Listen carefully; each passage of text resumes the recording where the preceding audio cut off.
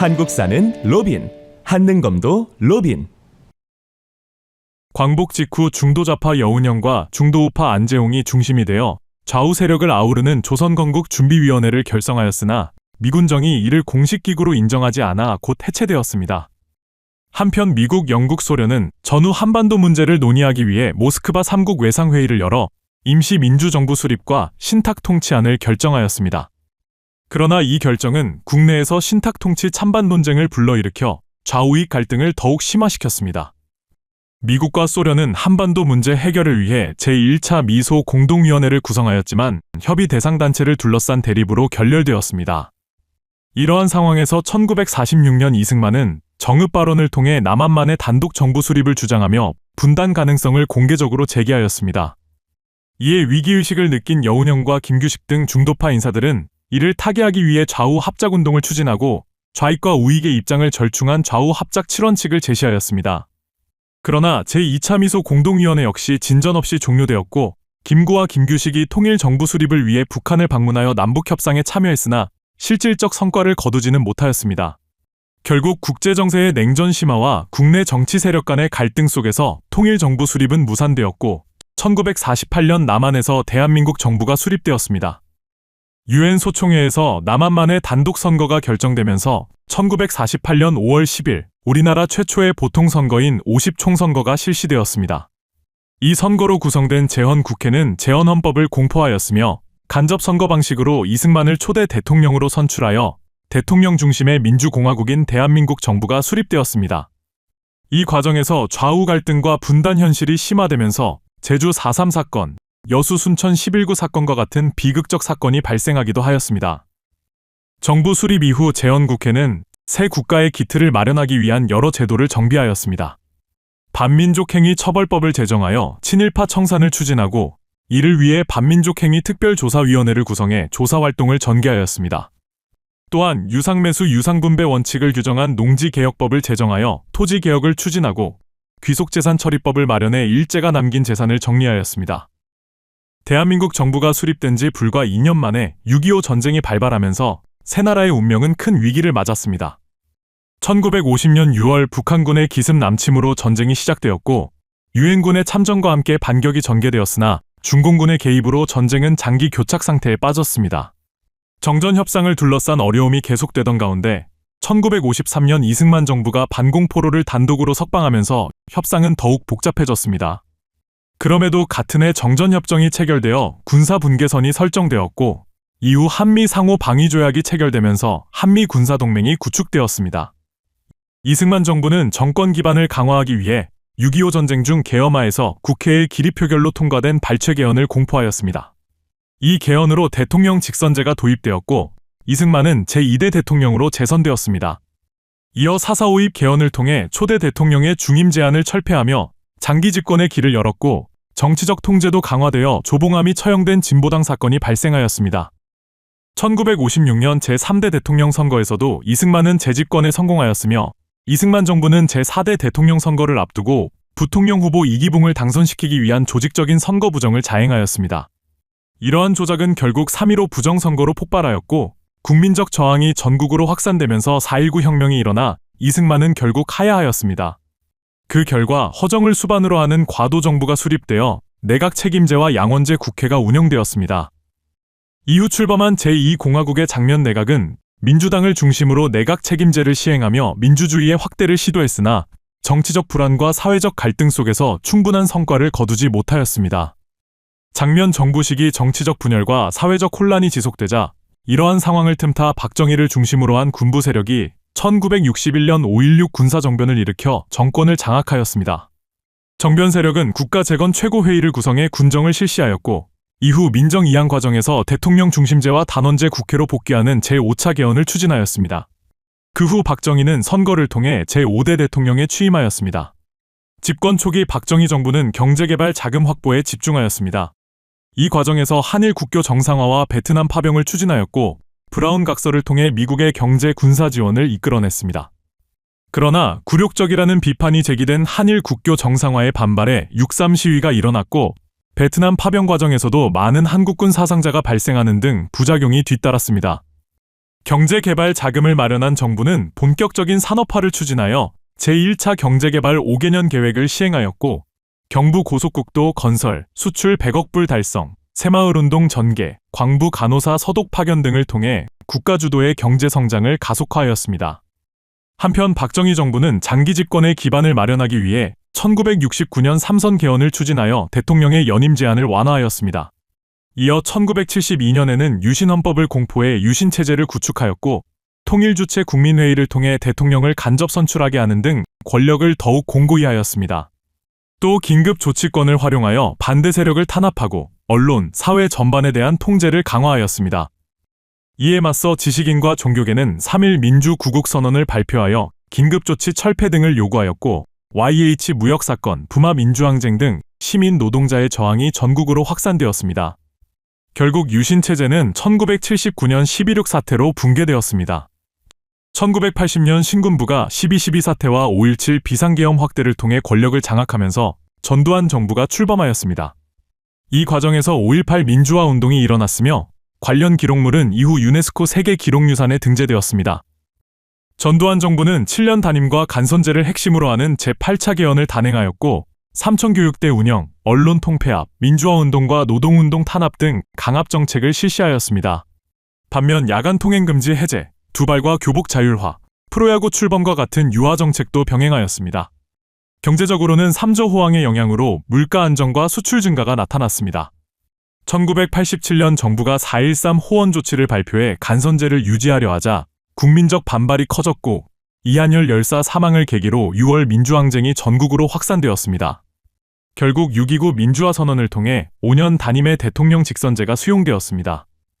노태우 정부는 3당 합당을 통해 여소야대 상황을 극복하고 북방외교를 추진하여 중화인민공화국과 국교를 수립하였습니다. 김영삼 정부는 금융실명제 실시, 지방자치제 전면 실시, OECD 가입 등을 이루었으나 외환위기로 인해 국제통화기금으로부터 구제금융 지원을 받았습니다. 김대중 정부는 노사정위원회 구성과 금모으기 운동을 통해 외환위기를 극복하였고 남북 정상회담을 개최하였습니다. 노무현 정부는 한미 자유무역협정을 체결하였으며 이명박 정부는 실용주의 노선을 표방하며 자유무역협정을 확대하고 G20 서울 정상회의를 개최하였습니다. 박근혜 정부는 대한민국 최초의 여성 대통령이었던 박근혜가 민간인 국정농단 사건으로 탄핵되면서 막을 내렸습니다. 광복 이후 남북관계는 냉전 구도와 분단 상황 속에서 각 정부의 통일 정책에 따라 변화해왔습니다. 이승만 정부는 강력한 반공 정책을 추진하며 북진 통일론을 주장하였습니다. 이어 장면 정부는 북진 통일론을 폐기하고 유엔 감시하에 남북한 총선거를 통한 평화적 통일을 제안하였습니다. 박정희 정부 시기에는 남북관계 개선을 위해 남북 적십자 회담을 개최하였고 자주, 평화, 민족 대단결의 통일 3대 원칙을 담은 7.4 남북 공동성명을 발표하였습니다. 이어 남북조절위원회를 설치하여 남북 대화의 제도적 창구를 마련하였습니다. 전두환 정부에서는 남북 화해 분위기 속에서 최초의 이산가족 고향 방문과 상봉이 이루어졌습니다. 노태우 정부는 남북한 유엔 동시가입을 성사시켜 국제사회에서의 상호 존재를 확인하였고 남북 기본 합의서를 채택하여 상호 체제 인정과 상호 불가침 등에 합의하였습니다.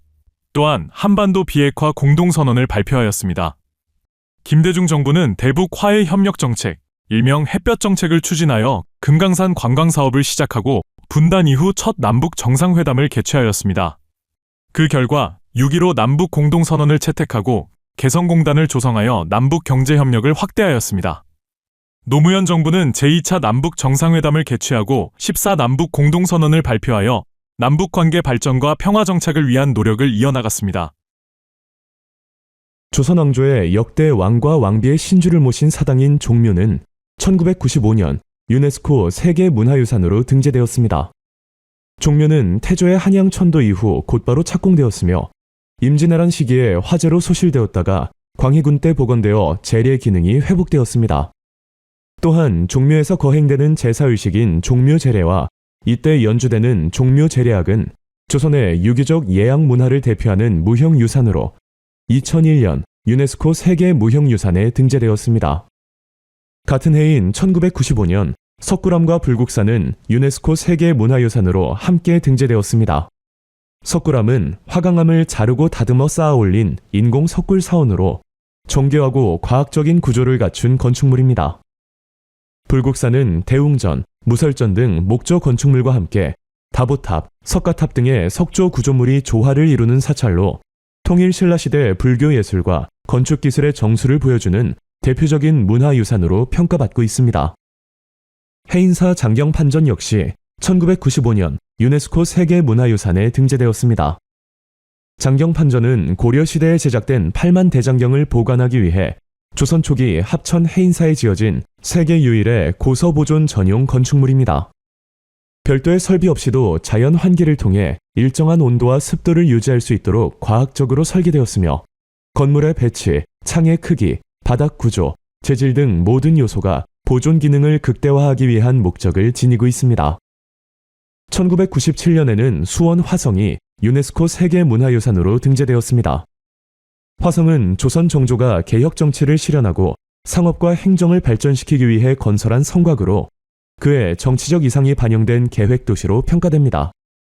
실학자 정약용이 중국에서 들여온 기기도서를 참고하여 거중기, 농로 등 과학기구를 활용해 건축한 화성은 방어, 통치, 상업 기능이 조화를 이룬 점에서 세계적으로 그 가치를 인정받고 있습니다.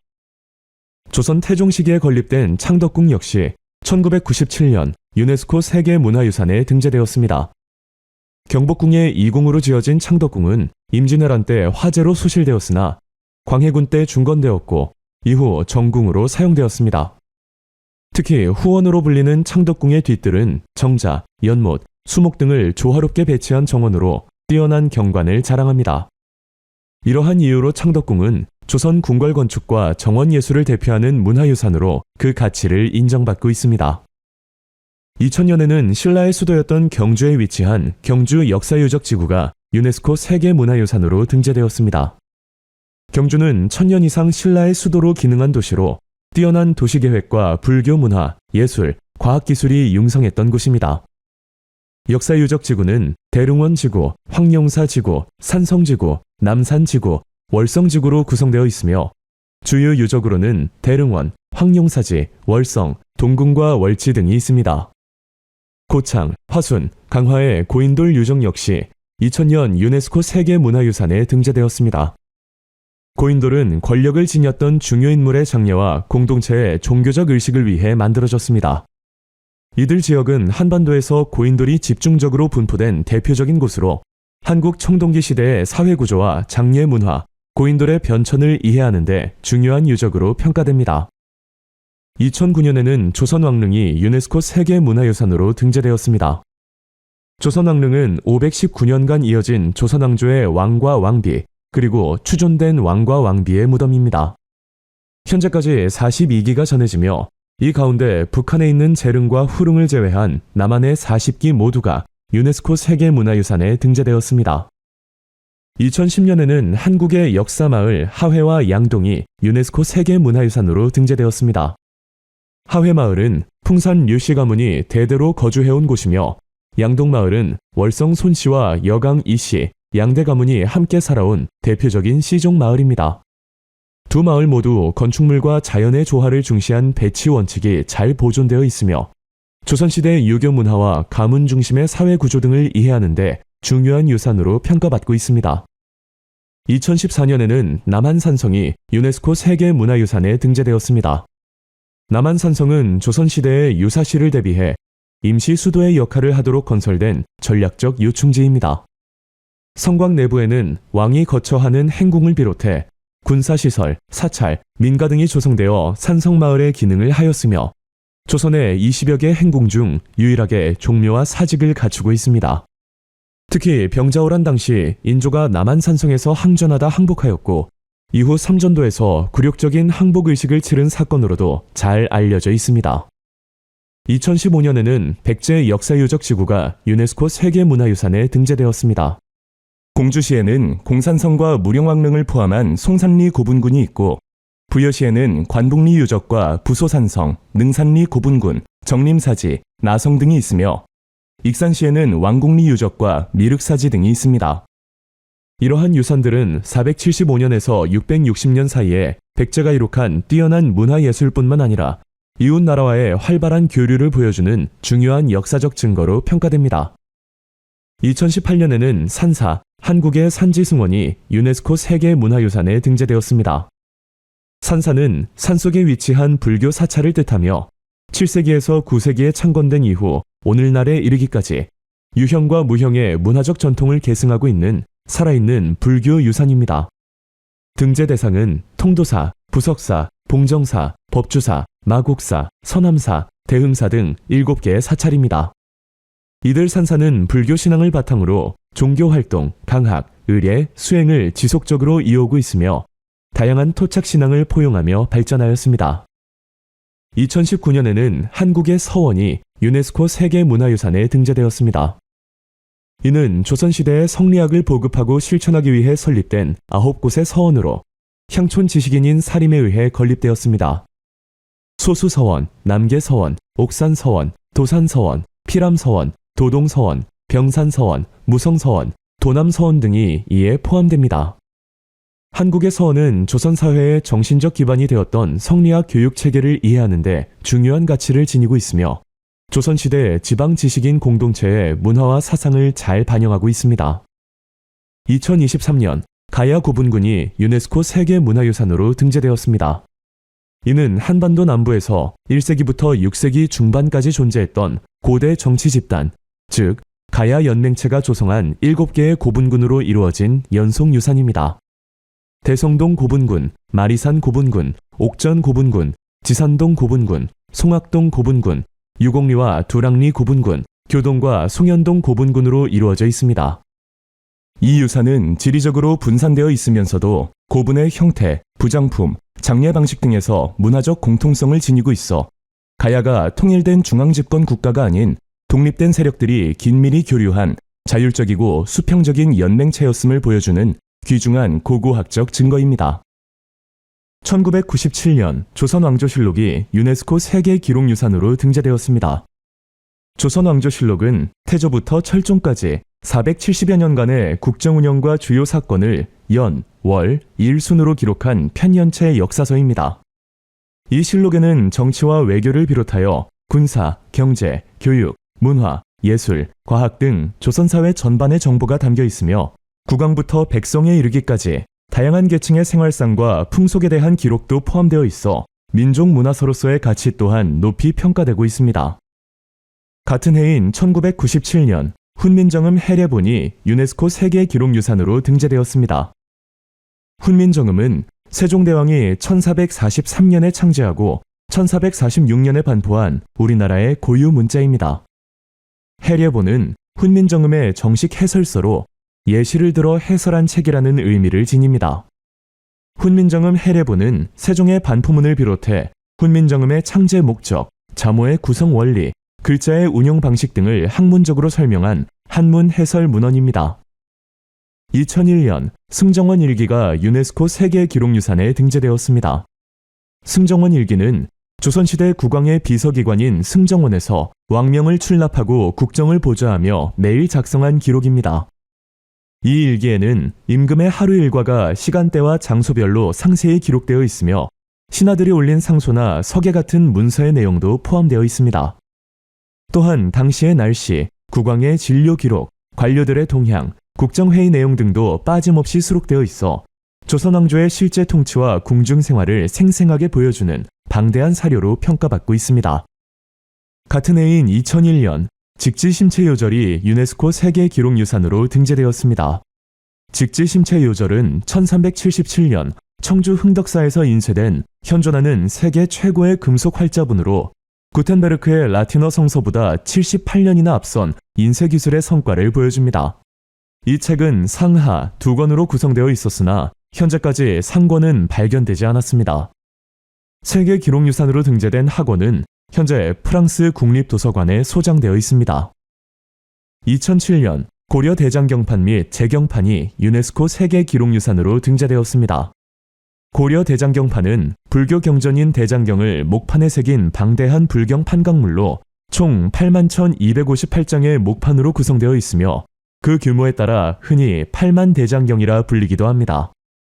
이는 몽골 침입 당시 불교의 힘으로 국가적 재난을 극복하고자 하는 염원에서 제작되었으며 현재 경상남도 합천 해인사에 보관되어 있습니다. 해인사에서는 대장경의 보안과 불교 경전의 전승을 위해 5,987장의 목판을 추가로 제작하였으며 이를 재경판이라 부릅니다.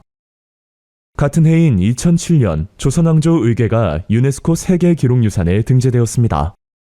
의궤란 국가나 왕실의 주요 의례와 행사를 치른 후 준비부터 진행까지의 전 과정을 체계적으로 정리한 공식 기록물입니다. 왕실의 혼례, 장례, 연회, 사신 접대, 궁궐 왕릉 건축, 왕세자 책봉 등 다양한 의례의 절차와 내용이 상세히 기록되어 있으며 정밀한 채색 도설이 함께 수록되어 있어 구체적인 모습을 시각적으로도 확인할 수 있습니다. 2009년 동의보감이 유네스코 세계기록유산에 등재되었습니다. 동의보감은 1610년 조선시대 내의원 의관이자 왕실 주치의였던 허준이 선조의 명을 받아 광해군 때 완성한 의학서로 조선의학은 물론 중국의학까지 아우른 의학지식과 치료법에 관한 백과사전적 의서입니다. 기존의 중국 중심 의서들과 달리 우리나라의 실정과 풍토에 맞춘 의학 지식을 체계적으로 정리했다는 점에서 독자적인 가치를 지닙니다. 2011년 5.18 민주화운동 기록물이 유네스코 세계기록유산에 등재되었습니다. 이 기록물은 1980년 5월 18일부터 약 열흘간 전두환 정권의 독재에 맞서 일어난 5.18 민주화운동의 전개 과정과 진실을 담은 문서, 사진, 영상 등의 자료입니다. 5.18 민주화운동은 한국 사회의 민주주의의 가치와 국민주권의 중요성을 각인시킨 역사적 전환점으로 이후 민주화 발전에도 큰 영향을 미쳤습니다. 같은 해인 2011년 일성록이 유네스코 세계기록유산으로 등재되었습니다. 일성록은 조선 영조부터 순종까지 약 150년간 국왕의 동정과 국정 운영을 매일 기록한 일기 형식의 문서입니다. 일성이란 하루를 반성하다라는 뜻으로 일성록이라는 명칭은 국왕이 자신의 언행과 정치 활동을 매일 되돌아보며 기록하였다는 의미를 담고 있습니다. 이는 정조가 왕위에 오르기 전 언행과 학문을 성찰하며 쓴 일기에서 유래했습니다. 2013년 새마을운동 기록물이 유네스코 세계기록유산으로 등재되었습니다. 이 기록물은 1970년부터 1979년까지 전개된 새마을운동의 전 과정을 담은 공식 자료로 대통령 연설문, 정책문서, 지방보고서, 사진, 영상 등 약 22,000건에 이르는 방대한 규모를 자랑합니다.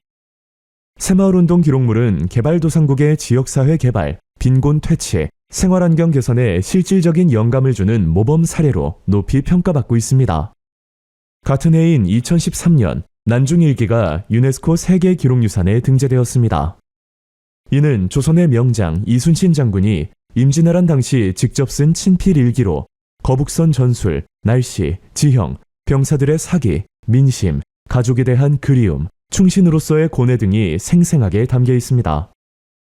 2015년에는 KBS 특별 생방송 이산가족을 찾습니다 기록물이 유네스코 세계기록유산에 등재되었습니다. 이 기록물은 1983년 6월 30일부터 11월 14일까지 KBS가 주관한 특별 생방송과 관련된 영상, 사진, 신청서, 명단 등 방대한 자료로 구성되어 있습니다. 이는 전쟁과 분단의 참상을 세계에 알리는 동시에 가족의 소중함이라는 보편적 가치를 전하는 기록으로 평가받고 있습니다. 같은 해인 2015년 한국의 유교 책판이 유네스코 세계기록유산으로 등재되었습니다. 한국의 유교 책판은 조선시대 유학자들이 유교 경전, 역사서, 교육서 등을 간행하기 위해 새긴 인쇄용 목판으로 총 718종 64,226장에 달하는 방대한 규모를 자랑합니다. 이는 단순한 인쇄 수단을 넘어 선현들이 남긴 학문과 사상의 상징으로 여겨지고 있습니다. 2017년 국채보상운동 기록물이 유네스코 세계기록유산으로 등재되었습니다. 국채보상운동 기록물은 일본에 진 빚을 갚기 위해 1907년부터 1910년까지 전개된 국채보상운동의 과정을 담고 있으며 모금 장부, 포스터, 회의록, 성금 영수증, 기사, 사진자료 등을 포함하고 있습니다. 이 기록물은 국가적 위기에 자발적으로 대응한 시민의 책임감과 연대의식을 생생하게 보여주는 역사적 자료로 평가받고 있습니다. 같은 해인 2017년 조선통신사에 관한 기록이 유네스코 세계기록유산에 등재되었습니다. 이 기록물은 1607년부터 1811년까지 약 200년 동안 일본 에도막부의 요청으로 조선에서 파견된 조선통신사와 관련된 자료로 외교 문서, 사행일기, 필담 자료, 지도 등을 포함하고 있습니다. 이 기록물은 17세기에서 19세기 동아시아 외교와 문화 교류를 보여주는 대표적 사례로 오늘날 한일 관계의 역사적 배경과 당시 국제 질서를 이해하는 데 중요한 자료로 평가받고 있습니다. 같은 해인 2017년 조선왕실 어보와 어책이 유네스코 세계기록유산에 등재되었습니다. 어보와 어책은 책봉이나 존호 수여와 같은 중대한 의례에 사용된 공식 의례물로 왕실의 정통성과 권위를 상징하는 기록물입니다. 여기에는 금, 은, 옥의 아름다운 명칭을 새긴 어보, 오색 비단에 책임에 대한 훈계와 격려의 글을 적은 교명, 옥이나 대나무에 책봉이나 존호 수여 내용을 담은 옥책과 죽책, 금동판에 책봉하는 내용을 새긴 금책 등을 포함하고 있습니다. 2023년 4.19 혁명 기록물이 유네스코 세계기록유산으로 등재되었습니다. 이 기록물은 1960년 봄 학생과 시민이 주도한 민주화 운동인 4.19 혁명과 그 전후 과정을 담은 자료로 독재에 대한 저항과 민주주의 회복을 위한 집단적 노력이 구체화된 과정을 보여주는 귀중한 역사적 자료입니다. 같은 해인 2023년 동학농민혁명 기록물이 유네스코 세계기록유산에 등재되었습니다. 이 기록물은 동학농민운동과 관련된 문서 185건을 모아놓은 자료로 지배계급의 부패와 외세의 침략에 맞서 정의롭고 평등한 사회를 요구한 민중봉기의 과정을 보여줍니다. 봉기 주체인 농민과 민중의 목소리뿐 아니라 국가와 지배 권력의 대응 방식까지 담고 있어 입체적인 역사 자료로 평가됩니다. 2025년 제주 4.3 기록물이 유네스코 세계기록유산에 등재되었습니다. 제주 4.3 사건은 1948년 대한민국 정부 수립을 전후로 제주에서 발생한 무력 충돌과 국가 폭력으로 수많은 민간인이 희생된 비극적 사건입니다. 이 기록물은 1947년부터 2003년까지의 진실규명과 화해 과정을 담은 자료로 수형인 명부, 옥중 엽서, 희생자 및 유족의 증언, 정부의 공식 진상조사 보고서 등이 포함되어 있습니다.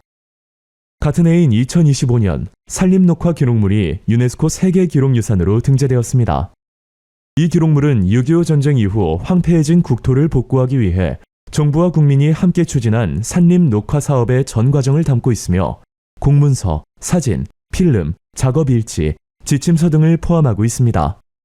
기록물에 담긴 산림 정책과 민관 협력의 성과는 오늘날 지속가능한 개발과 환경복원의 모범 사례로 평가받고 있습니다. 평양은 오랜 세월 동안 각 시대의 전환점마다 중요한 역할을 해온 도시입니다. 고구려 시기에는 장수왕이 국내성에서 평양으로 천도하였고 고려 시기의 평양은 태조의 북진 정책과 묘청의 서경 천도 운동의 거점이 되었습니다. 일제강점기에는 안창호가 대성학교를 설립하여 민족교육을 실천하였고 조만 시기 물산 장려운동을 주도하며 경제적 자립을 추구하였습니다. 현대에 들어서는 2000년 남북 정상회담이 평양에서 열렸고 6.15 남북 공동선언이 발표되었습니다. 개성은 고려의 수도로서 정치와 문화의 중심지 역할을 하였습니다. 고려 시대에는 수도 개경에 궁궐터인 만월대가 조성되었고 고려 첨성대가 설치되어 천문을 관측하였습니다. 고려 후기에는 신분해방을 주장한 만적의 난이 일어났으며 정몽주가 피살된 선주교가 오늘날까지 그 흔적으로 남아 있습니다. 조선시대의 개성은 송상의 활동 근거지가 되었고 상업이 활발하게 이루어진 곳입니다. 현대에는 남북이 협력하여 개성공단을 조성하였습니다. 강화도는 외세 침입과 저항의 역사 속에서 중요한 역할을 하였습니다. 고려 시대에는 몽골의 침입으로 인해 수도를 강화도로 옮겼으며 삼별초는 이곳에서 끝까지 항쟁을 벌였습니다. 조선시대에는 정묘호란과 병자호란 당시 왕실의 피난처로 사용되었고 병인양요 때는 정족산성에서 항전이 벌어졌으며 신미양요 때는 광성보 전투가 발생하는 등 외세와의 충돌의 중심지가 되었습니다.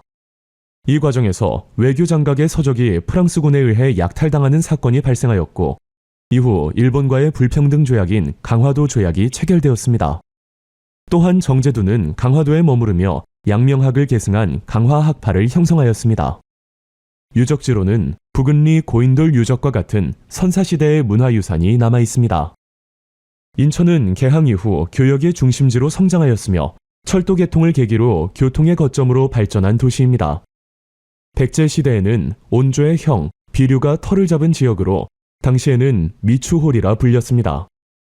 조선 시대에는 강화도 조약을 통해 개항장으로 지정되었고 이모군란의 결과로 제물포 조약이 체결되었습니다. 1899년에는 인천과 노량진을 잇는 경인선이 개통되어 서울과의 연결이 시작되었습니다. 6.25 전쟁 당시 인천 상륙작전이 전개되었으며 2014년에는 아시아 경기대회의 개최 도시로서 국제 스포츠 행사를 성공적으로 주관하였습니다. 서울은 한반도의 역사 속에서 오랜 시간 중요한 위치를 차지해온 도시입니다.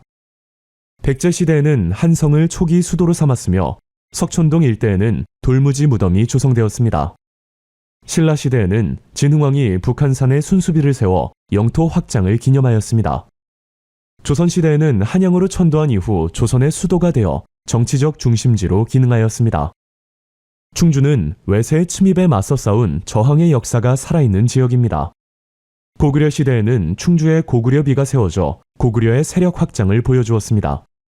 고려 시대에는 김윤후가 충주성 전투에서 몽골군의 침략에 맞서 싸웠습니다. 조선 시대에는 임진왜란 당시 신립이 탄금대에서 배수의 진을 치고 항전하였으며 이 전투를 통해 충주는 전략적 요충지로서의 중요성을 다시 한번 드러내었습니다. 공주는 풍부한 역사적 유산을 지닌 지역으로 여러 시대에 걸쳐 중요한 역할을 하였습니다. 공주에서는 석장리 유적이 발견되어 구석기 시대 초기 인류의 활동이 확인되었습니다. 백제 시대에는 475년 문주왕이 한성 함락 후 웅진으로 천도하여 수도로 삼았습니다. 이 지역에는 백제 웅진 시기에 조성된 왕실 무덤들이 있으며 후대에 이 일대는 송산리 고분군으로 불리게 되었습니다. 이 고분군에서는 벽돌 무덤인 무령왕릉이 발굴되었습니다. 고려 시대에는 공주 명학소에서 망이 망소이의 난이 일어나 지방 차별에 저항하였습니다. 조선 시대에는 공주 지역에서 동학 농민운동이 격화되었고 우금치 전투가 벌어지며 격렬한 항쟁의 현장이 되었습니다. 안동은 유교 문화와 전통이 깊이 자리 잡은 도시입니다. 후삼국 시대에는 후백제의 견훤과 고려의 왕건이 고창 전투에서 치열하게 대립하였습니다. 고려 시대에는 홍건적의 침입으로 공민왕이 안동으로 피난하였으며 이 시기 봉정사에는 현존하는 가장 오래된 목조 건물인 극락전이 주심포 양식으로 건립되었습니다. 조선시대에는 이황이 도산 서원을 세워 유학을 가르쳤고 안동은 성리학의 중심지로 성장하였습니다. 오늘날에는 하회마을이 세계 문화유산으로 등재되어 전통문화의 가치를 이어가고 있습니다. 대구는 민족의 자주성과 항쟁의 정신이 살아있는 지역입니다. 후삼국 시대에는 후백제와 고려가 공산전투에서 치열하게 맞섰습니다.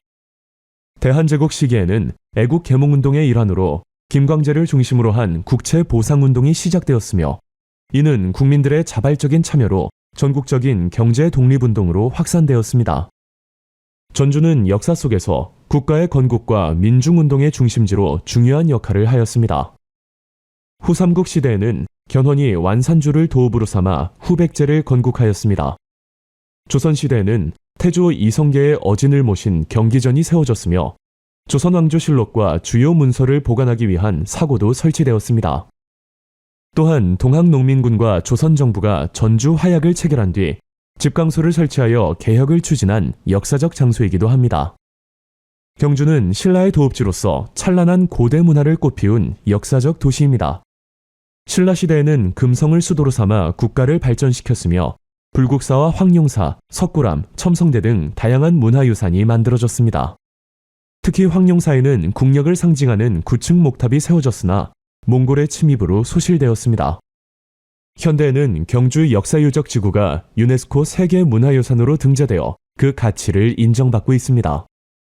진주는 항쟁과 평등의 정신이 깃든 역사적 도시입니다.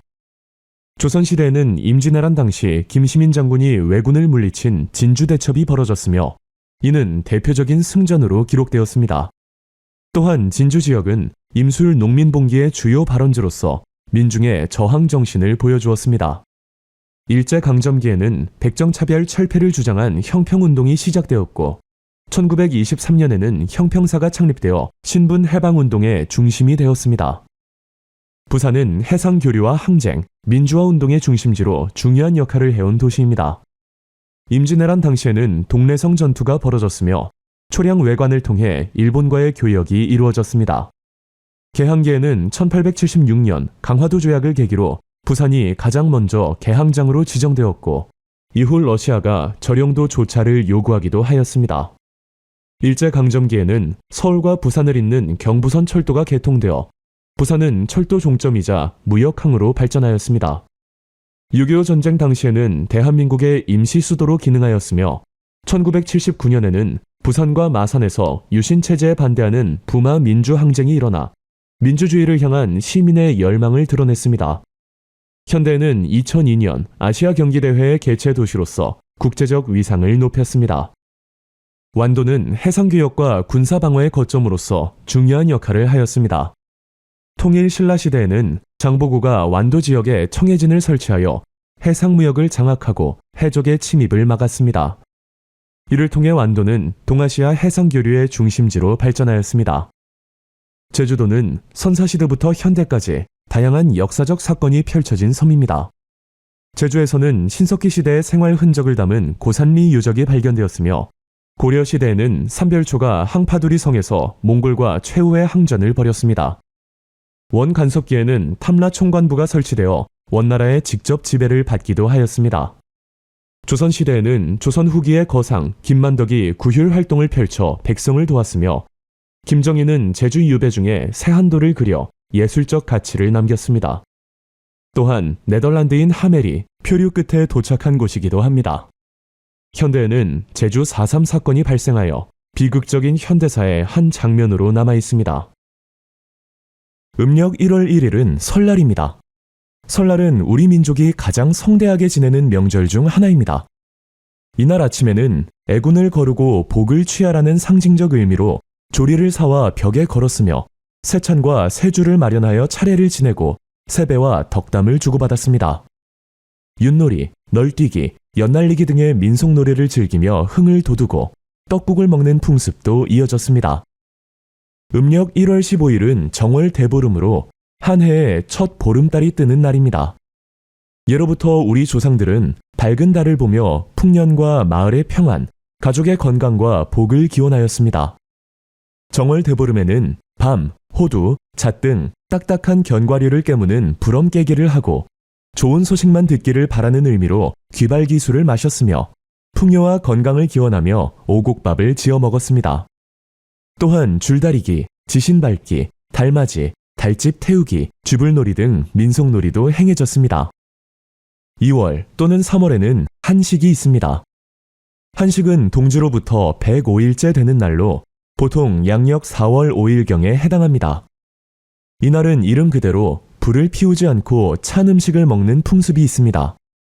한식 무렵은 본격적인 봄 농사철의 시작이기도 하여 무사와 풍년을 기원하며 성묘를 하고 무덤이 헐었거나 때가 부족할 때 때를 다시 입히는 풍습도 있습니다. 조선시대에는 설날, 단오, 추석과 함께 4대 명절 중 하나로 중시되었습니다. 음력 3월 3일은 삼진날입니다. 봄의 절정에 이르는 시기로 여겨져 강남 갔던 제비가 오는 날이라고도 합니다. 삼진날 머리를 감으면 머리카락이 아름다워진다고 하여 부녀자들이 약숙이나 향초를 우린 물로 머리를 감는 풍습이 있었고 찹쌀 반죽 위에 진달래꽃을 얹어 전을 부쳐 먹는 화전놀이도 하였습니다. 음력 4월 8일은 초파일로 석가모니가 탄생한 날입니다. 부처님 오신 날이라 하여 불교 사찰에서는 큰 법회를 올리고 각 전각에 연등을 밝히는 전통이 있습니다. 이는 부처님의 지혜와 자비가 온 세상에 널리 퍼지기를 기원하는 의미를 담고 있습니다. 음력 5월 5일은 단오로 수린날, 천중절, 중오절 등으로도 불렸습니다. 단오는 양기가 가장 왕성한 날로 여겨졌으며 역병을 막고 건강을 기원하는 대표적인 여름 절기입니다.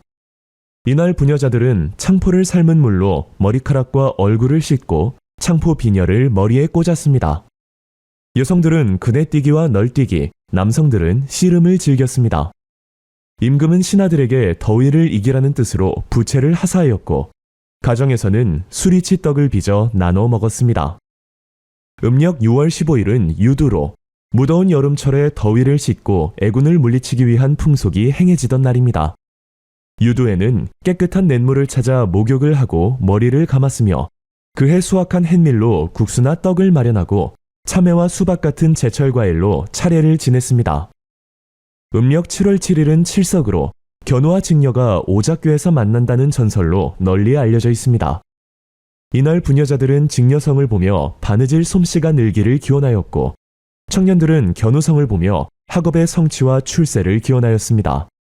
또한 여름옷을 깨끗이 빨아 보관하고 장마철에 눅눅해진 책을 꺼내어 말리는 풍습도 있었습니다.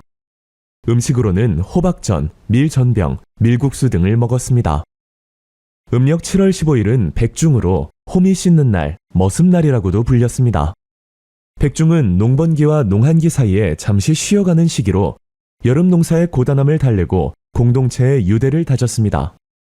이날은 농가에서 머슴들에게 휴식을 주고 음식과 술을 대접하였으며 새 옷이나 신발을 선물하고 고향에 다녀올 기회를 주기도 하였습니다. 일부 지역에서는 풍년과 마을의 안녕을 기원하는 백중놀이, 농악, 씨름대회 등이 열려 축제 분위기를 더했습니다. 음력 8월 15일은 추석입니다. 가배, 가위, 한가위, 중추절 등으로도 불리며 풍성한 수확에 감사하고 조상에게 예를 다하는 전통 명절입니다. 이날에는 새로 수확한 곡식과 과일로 차례를 지내고 성묘와 벌초를 하였습니다. 강강술래, 줄다리기, 달맞이 같은 민속놀이를 하였고 송편, 토란국 등을 함께 먹었습니다. 추석은 신라 유리왕 때 길쌈 시합 후 그 결과에 따라 잔치를 연 것에서 기원했다고 전해집니다. 음력 9월 9일은 중양절 또는 중양일로 예로부터 장수를 기원하는 날로 여겨졌습니다. 국화꽃을 따서 담근 국화주를 마시며 건강과 장수를 기원하고 국화꽃잎을 찹쌀가루와 반죽해 만든 국화전을 먹는 풍습도 있었습니다. 입동은 24절기 중 19번째 절기로 겨울이 시작됨을 알리는 날입니다. 양력으로는 대개 11월 7일 또는 8일경에 해당하며 이 시기부터 본격적인 추위가 시작됩니다. 입동에는 김장을 담그거나 어르신께 음식을 대접하며 건강과 장수를 기원하는 나눔 풍속인 치개미가 있습니다. 동지는 24절기 중 22번째 절기로 양력 12월 22일 또는 23일경에 해당하며 1년 중 낮이 가장 짧고 밤이 가장 긴 날입니다. 예로부터 동지는 단순한 절기가 아니라 새해의 시작을 알리는 날로 여겨져 작은 설이라 불렸습니다. 팥의 붉은색이 나쁜 기운과 잡기를 쫓는다고 믿어 집안 곳곳 팥죽을 뿌려 애군을 막고 팥죽을 쑤어 나눠 먹었습니다. 12월은 한 해의 마지막 달이라는 뜻에서 섣달이라 불렸습니다. 연말이 가까워지면 가족이나 친지들 사이에 세찬이라 하여 마른 생선, 육포, 곶감, 사과, 배 등을 주고받았습니다. 음력 12월 31일, 즉 금음날 밤에는 해 지킴이라 하여 집 안팎에 불을 밝히고 자지 않고 밤을 새우며 한 해를 마무리하였습니다. 윷놀이는 주로 정월 초하로부터 보름까지 즐기던 대표적인 민속놀이입니다. 유판 위에 4개의 윷가락을 던져 나온 도, 개, 걸, 윷, 모는 각각 한 칸에서 5칸을 이동하는 수를 의미합니다. 도개, 걸륜, 모는 각각 돼지, 개, 양, 소, 말 등의 동물을 가리키는데 이는 부여의 마가, 우가, 저가, 구가에서 유래한 것으로 추측하기도 합니다. 연날리기는 바람을 이용해 연을 하늘에 띄우는 겨울철 민속놀이입니다. 주로 초겨울부터 이듬해 초봄까지 즐겼으며 본격적인 놀이 시기는 음력 정월 초부터 대보름 사이입니다. 연을 높이 띄우거나 실을 끊어 애군을 날리는 풍습도 전해집니다. 지신 밟기는 정월 대보름에 마을의 풍물패가 집집마다 돌며 지신을 달래고 복을 기원하는 민속 의례입니다. 집터를 지켜준다는 지신에게 고사를 지내고 풍물을 올리며 한 해에 무사와 풍요를 빌었습니다. 차전놀이는 경북 안동 지역에서 대표적으로 전승되는 민속놀이입니다. 1969년 국가무형문화재 제24호로 지정된 차전놀이는 정월 대보름 무렵 동체라는 장대를 이용해 양편이 맞서 힘을 겨루는 민속놀이로 동체 싸움이라고도 불립니다. 유래에 대한 정확한 기록은 없으나 고려 태조 왕건과 후백제 견훤이 맞선 고창 전투에서 비롯되었다는 설이 전해집니다. 쥐불놀이는 정월 들어 처음으로 맞이하는 쥐날, 즉 상자일이나 대보름날 밤, 농촌에서 논두렁이나 밭두렁에 불을 놓으며 즐기던 민속놀이입니다. 집단에 불을 붙여 돌리는 등 불을 이용한 놀이를 하면서 밭두렁을 태워 해충을 없애고 한 해의 풍년을 기원하였습니다. 그네뛰기는 씨름과 더불어 단호의 가장 대표적인 민속놀이입니다. 그네뛰기는 주로 여성들이 참여하였으며 그네를 타고 높이 올라가거나 멀리 뛰어 승부를 겨루었습니다. 중국 한 당시대의 놀이가 우리나라에 전해져 고려시대 궁중 행사에 그네뛰기가 포함되기도 하였으며 조선시대에는 민간으로 널리 퍼져 일반 백성들 사이에서 크게 유행하였습니다. 씨름은 두 사람이 서로 삿바나 허리띠, 바지춤 등을 잡고 힘과 기술로 상대를 먼저 땅에 넘어뜨리는 사람이 승리하는 전통 민속 경기입니다. 지역과 시대에 따라 각저, 강력, 각희, 상박 등 다양한 이름으로 불렸습니다. 주로 단오와 추석에 즐겼으며 삼국시대 이전부터 행해진 것으로 추정됩니다. 고구려 고분 각저촌과 장천 1호 무덤의 벽화에는 두 남성이 씨름을 하는 장면이 생생하게 묘사되어 있습니다. 씨름은 남북한이 공동으로 등재를 신청하여 2018년 유네스코 인류무형문화유산으로 등재되었습니다. 투호는 일정한 거리에서 병 속에 화살을 던져 넣는 전통 놀이입니다. 본래 궁중에서 인내와 절제, 품위를 기르는 유교적 놀이로 행해졌으며 점차 민간으로 퍼져 명절이나 잔칫날 많은 사람들이 함께 즐기는 민속놀이가 되었습니다. 백중놀이는 음력 7월 15일경 바쁜 농사일을 마친 머슴들이 지주로부터 하루 휴식을 얻어 흥겹게 즐기던 민속놀이입니다. 이날은 머슴들의 노고를 위로하고 공동체의 유대를 다지는 날이었습니다. 특히 경상남도 밀양의 백중놀이는 그 전통성과 예술성을 인정받아 1980년 국가무형문화재 제68호로 지정되었습니다. 노다리 밟기는 단장한 젊은 여성들이 공주로 뽑힌 사람을 위해 허리를 굽혀 다리를 만들고 그 위를 공주가 밟고 지나가게 하는 형식의 민속놀이입니다. 고려 공민왕이 홍건적의 난을 피해 노국공주와 함께 안동으로 피난하던 중 마을 소녀들이 공주가 개울을 건널 수 있도록 등을 내어준 데서 유래한 것으로 전해집니다. 강강술래는 주로 전라남도 해안 지역, 특히 진도에서 성행하던 여성 민속놀이로 노래와 춤, 놀이가 어우러진 집단 가무입니다. 임진왜란 때 이순신 장군이 부녀자들에게 남자 옷을 입혀 산을 돌게 함으로써 병력이 많은 것처럼 위장한 데서 유래한 것으로 전해집니다. 주로 추석, 정월 대보름, 백중과 같은 명절밤에 마을 여성들이 손을 맞잡고 둥글게 돌며 추는 원무가 기본 형태이며 공동체의 단합과 풍요를 기원하는 의미를 담고 있습니다. 강강술래는 1966년에 국가무형문화재 제8호로 지정되었고 2009년에는 유네스코 인류무형문화유산으로 등재되었습니다.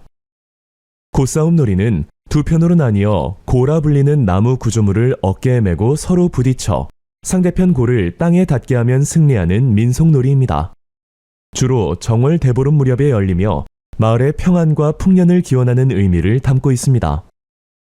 고싸움놀이는 1970년 국가무형문화재 제33호로 지정되었습니다. 고누놀이는 두 사람이 고누판이라 불리는 말판에 콩이나 조약돌 등의 말을 이동시키며 상대방의 말을 막거나 따내는 민속놀이입니다. 특별한 도구 없이 땅바닥이나 기왓장에 선을 그어 즐길 수 있어 농촌이나 산간 지역에서도 쉽게 행해졌으며 어린이들 사이에서 널리 퍼졌습니다. 승경도 놀이는 양반들이 즐겨하던 놀이로 벼슬에 오르는 도표라는 뜻을 지니고 있습니다. 윤목이라 불리는 막대를 던져 나온 수만큼 말을 이동시켜 누가 먼저 높은 관직에 오르는지를 겨루는 놀이입니다. 조선시대의 관직 체계를 바탕으로 구성되어 있어 이를 자연스럽게 익힐 수 있었으며 출세를 꿈꾸던 당시 사람들의 바람이 담긴 교육적이고 상징적인 민속놀이였습니다. 격구는 끝이 둥근 막대기로 공을 쳐서 멀리 보내거나 구멍에 넣어 승부를 가리는 전통 경기입니다. 팀을 나누어 협동하여 경기를 치르기도 했으며 말을 타거나 걷거나 뛰는 등 다양한 방식으로 경기를 즐겼습니다. 고려 중기 이후 궁중에서 크게 유행하였고 조선시대에는 무과시험 과목으로 채택되기도 하였습니다.